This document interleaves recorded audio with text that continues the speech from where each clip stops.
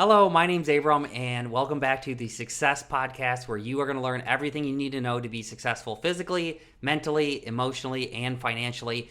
In this episode, I'm going to be talking about how money does buy happiness, how I cured my chronic back pain with an 18-hour flight, how constraints made my love life better, and how I fell in love with having problems, and how focusing on people has led to massive fulfillment and success inside my life. So let's start from the beginning.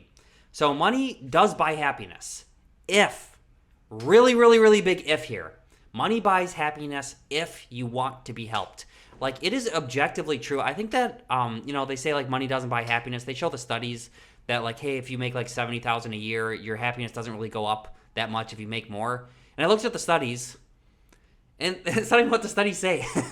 So I don't know how they extrapolated that data, because when they try to repeat them, they see that $250,000 a year is actually where happiness starts to taper off the more you make. What I think it's trying to get at, and what I think the whole point of it, them saying that money doesn't buy happiness, is not that like money will cause happiness, because that is true. Money does not make you happy. If you don't want to be helped, it doesn't matter how much money you have. But if you want to be helped, like, money is objectively beneficial. You just have more access to things inside life.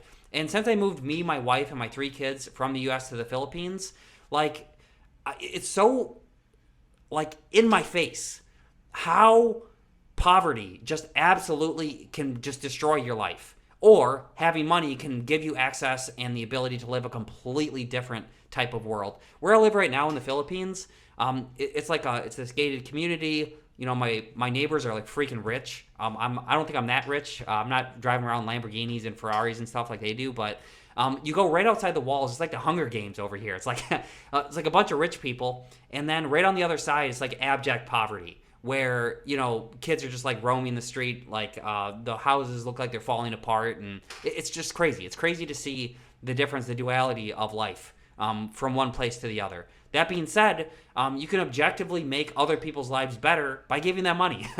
This is just also true. So it's not that money doesn't buy happiness. It's that if you don't use that money, then it can't make you happier. But more true is that you have to want to be helped first. That's one of the major problems I ran into very early in my career, is that you can't help someone that doesn't want to be helped, including yourself. If you don't want to be helped, especially if you're intelligent, you're going to run into like all of these mental gymnastics that are going to justify why you should stay exactly where you're at. And, like, I shouldn't spend this money on this. I shouldn't spend money on this. It's not the right time to invest in myself. I shouldn't make myself a priority. But the reality is, nobody's life gets worse when your life gets better. And I made a podcast on this before, but there's no limit to the amount of money you should invest inside yourself. It's impossible to not have a better return on investment than investing in yourself, in your own physical, mental, and emotional health. And that goes into perfectly the transition into why an 18-hour flight cured my chronic back pain. I was looking back at the old episodes of this. The last episode I did with this podcast was actually a year ago. Sorry for the delay. But you might have noticed that over time on my videos, I stopped having the ability to record the video sitting down, because I developed horrible chronic back pain. Like, I literally could not sit down.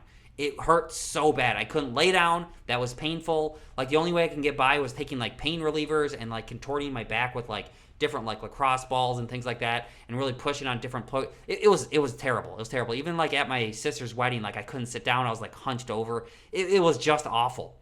I went from that to sitting on a plane for 18 hours to go from the U.S. to the Philippines here, and I had zero back pain. I have had no back pain at all since I booked that flight. So that means that all of the back pain I was experiencing was directly correlated to how much stress I had. And the reason I had so much stress was not because my life itself was so stressful. It's just because I freaking hate waiting. I hate waiting for life. I have a different video. You can see why I moved me, my wife, and my 3 kids from the U.S. to the Philippines. But essentially, I grew up with 6 brothers, and 3 of them have died. And this has given me an urgency in life to try to, like, not just try to vacation from life, but live in the vacation destination and live life to the fullest right now. I don't want to be like 65 and then retire and then start living my best life. I want to live my best life right now. And I don't want anything to stand in my way. I want to like just take so much action that it would be irrational for me not to have everything that I want in life. And that's where I've been right now with my life. So the reason why that 18-hour flight cured my back pain was 100% because I was going to the future self that I wanted to become. And that forced me to have constraints inside of my life. So the constraints inside my life is I have a business in the US. It's a US-based business. All of my clients are in the US. It's an online business, and this business is what generates the money I need to live here in the Philippines. Without that, I wouldn't be able to do it. But the crazy thing is that, I have made more money living in the Philippines than I did living in the US, despite only being able to have a 4-hour workday. Why? Because I have the constraints. I'm forced to be extremely efficient in the 4 hours I do work, and the rest of the time that I have, I can use that to spend on higher leverage activities. This has forced me to, one, schedule my life out a lot better because I need to be super effective with those hours that I do have because that's the only time that people are awake. It's a 12-hour time difference. I only have a little bit of a block of a time. But those constraints not only made my business better, they made my business better because I was forced to hire people, train people, let people run things without me. And that forced me to trust people and get really good at growing leaders inside my business, growing people that are just smart and intentionally only taking clients that are smart and people that can actually learn to be good on their own. It led to a lot of constraints that you think would be an obstacle that's in the way. That obstacle ended up being the way to my long-term success. So the reason why it made my love life better is because I now had this time where I was like, what am I going to do with the rest of the day if I'm trying to live my life to the fullest right now? And that is, have a date night once a week with my wife. And I walk with my kids, my wife and kids, every single day of our life. We just got back from a Halloween thing here in the Philippines, right inside of our neighborhood. And I wouldn't be able to experience all of those things if I had to work a normal job. And that's just the fact. I'll never work a normal job again. I'm going to keep the business I have for the next 10, 20 plus years. It gets more effective as time goes on. The clients see better results. It's more predictable and just keeps getting better and better. Why? Not by accident, but because every single week I meet with my clients and we talk about the current program that I'm running for them that they paid to join. And I ask them, how can we make it better? And then every single week we make it at least 1% better. And then every week it improves.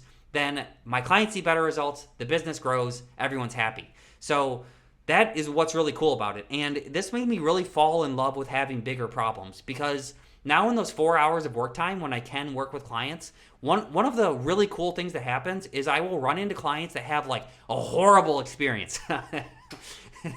I don't want my clients to have a horrible experience, but what happens is they'll have a weight loss plateau or they'll have some tech issues or just some random problem that we've never seen before.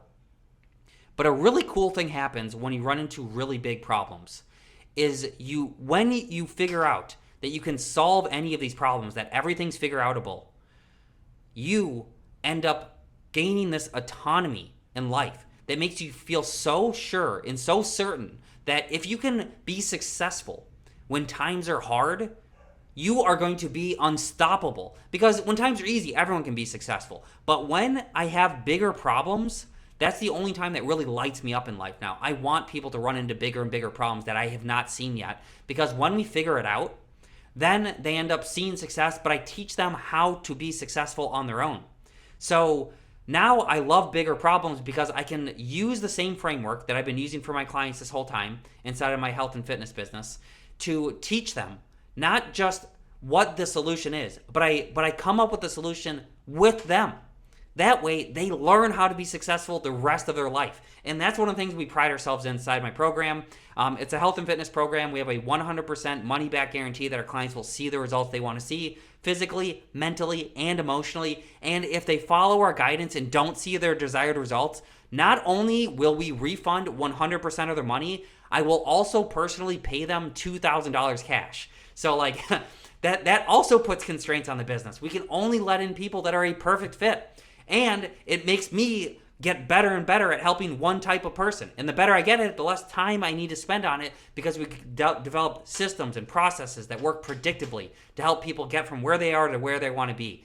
The last thing I want to talk about is how focusing on people has led to massive fulfillment inside my life and success. So the one thing that I've noticed is that nobody gets through life on their own. Literally nobody. There's no such thing as a self-made person. Like, look at my YouTube channel. It's blown up. Like, I'm still getting subscribers. I get like tens of thousands of views on videos, and which still like blows my mind because I barely upload things. But one of the things that is really cool about it is that I'm just trying to help people. And when I focus on just truly helping people, the business takes care of itself. The YouTube channel grows. People actually get enjoyment out of it because they know my true intention. Like, I'm not going on these videos to be like, all right, you got to buy my thing. I'm going on here to see, all right, can I actually just deliver a lot of value to you? And I hope that helps you. That's it. like open-ended. That's it. Like, if you ended up working with me in some capacity in the future, great. If you don't, that's also great. What I think the key is to long-term fulfillment is to find people that actually want to be helped and then help them a tremendous amount. And that goes for employees, that goes for your friends, that goes for family, that goes for clients that you work with, and that goes for yourself. If you find someone that wants to be helped and you can help them, that is truly where fulfillment comes from. And money will take care of itself, the business will take care of itself, and you will become much more happier, healthier, and you will be successful physically, mentally, emotionally, and financially. So that's it for this episode of the Success Podcast. Hope you liked it. I have the playlist that you can watch as well if you want to see all the episodes. Thank you for watching.